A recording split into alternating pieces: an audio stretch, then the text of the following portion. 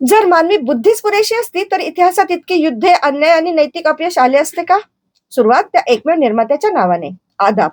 जर मनुष्य स्वतःच या जीवनाचा उद्देश ठरवू शकत असेल तर आज जगात इतक्या परस्पर विरोधी जीवन दृष्टी, नैतिक संकल्पना आणि मूल्यव्यवस्था का अस्तित्वात आहेत?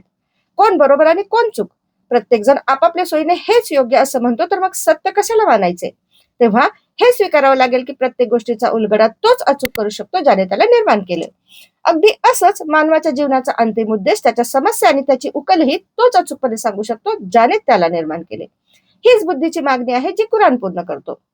अध्याय 14 आयात 1 मध्ये की हा ग्रंथ मानवाला अंधारातून प्रकाशाकडे घेऊन जातो.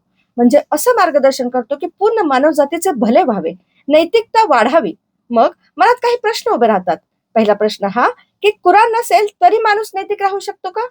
अनुभव सांगतो की तात्पुरता तो नैतिक राहू शकतो, पण प्रश्न केवळ व्यक्तीचा नाही तर संपूर्ण समाजाचा आहे. जेव्हा स्थिर नैतिक निकष नसतात तेव्हा नैतिकता मग बहुमतावर, शक्तीवर किंवा फायद्यावर ठरवली जाते. कुराण अध्याय 45 आयात 23 मध्ये अल्लाह याच स्थितीला चेतावणी देतो की माणूस आपल्या इच्छांना देव बनवतो आणि इच्छा तर काळानुरूप बदलतात. मग मूल्यही बदलायची का? उदाहरणार्थ लिव्ह इन रिलेशनशिप आज योग्य समजले जाते, जे आधीच्या काळात मोठे पाप समजले जायचे. असाच नैतिक गोंधळ जग अनुभवत आहे. जर नैतिकता पूर्णपणे मानवनिर्मित असती तर चूक आणि गुन्हा याच्या व्याख्या काळानुसार इतक्या बदलल्या नसत्या.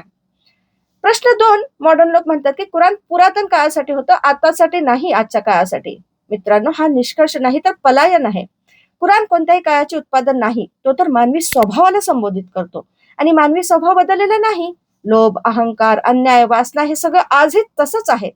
जर मानवी समस्या आजही जुन्याच आहे तर त्याचं मार्गदर्शन कालबाह्य कसं ठरू शकतं? म्हणूनच कुराणची नैतिक चौकट प्रत्येक काळ आणि प्रत्येक पिढीसाठी आहे. समस्या कुराणमध्ये नाही तर आपल्या दृष्टिकोनात आहेत. आपण त्याला इतिहासात बंद करतो म्हणून तो जुना वाटतो. प्रश्न 3, एक गट म्हणतो की विज्ञान कुराणच्या विरोधात आहे. हा गैरसमज आहे, निष्कर्ष नाही. विज्ञान हे कसे म्हणजे हाऊ याचं उत्तर देतं, तर कुराण का म्हणजे व्हाय याचं उत्तर देतं. त्यामुळे दोन्हींची क्षेत्र वेगळी असली तरी निष्कर्ष साचेबंद निघतात. ते विरोधी नाहीत. विशेष म्हणजे आधुनिक विज्ञान जिथे पोहोचायला शेकडो वर्ष लागली, त्या अनेक मूलभूत सत्यांकडे कुराण माणसाला विचार करण्यास प्रवृत्त करत होता. Embryology, big bang therapy, water cycle अशा अनेक वैज्ञानिक मुद्द्यांवर कुराणने शेकडो वर्षापूर्वी तथ्य मांडले आहे, ज्याला विज्ञान नाकारत नाही. एकूण विज्ञानाने कुराणला खोटं ठरवलेलं नाही, तर उलट त्याच्या अनेक विधानांना विज्ञानामुळे पुष्टी मिळते. शेवटी हेही लक्षात घ्या की विज्ञान बदलत राहतं पण कुराण बदलत नाही, कारण त्याला बदलायची गरजही नाही. पुढचा प्रश्न हाही मांडला जातो की कुराण आपापल्या घरी वैयक्तिक श्रद्धेपुरता वाचा ना, समाजात कशाला? हा विचार स्वविरोधी आहे मित्रांनो. कारण जर कुराण फक्त वैयक्तिक श्रद्धेपुरता असता तर तो सामाजिक न्याय, मानवी हक्क आणि अन्यायाविरुद्ध उभं राहणं याबद्दल इतक्या ठाम भूमिका का घेतो? अन्याय हा वैयक्तिक नसून सामाजिक प्रश्न आहे. त्यामुळे त्या विरोधात मार्गदर्शन देणारा ग्रंथ समाजाशी संबंधित असणे अपरिहार्य आहे. कुराण हा विवेकाला आवाहन करणारा ग्रंथ आहे, अंधानु करणारा नव्हे. जो ग्रंथ समाज नियम, विचार, न्याय आणि जबाबदारीची भाषा बोलतो तो केवळ वैयक्तिक कसा ठरू शकतो?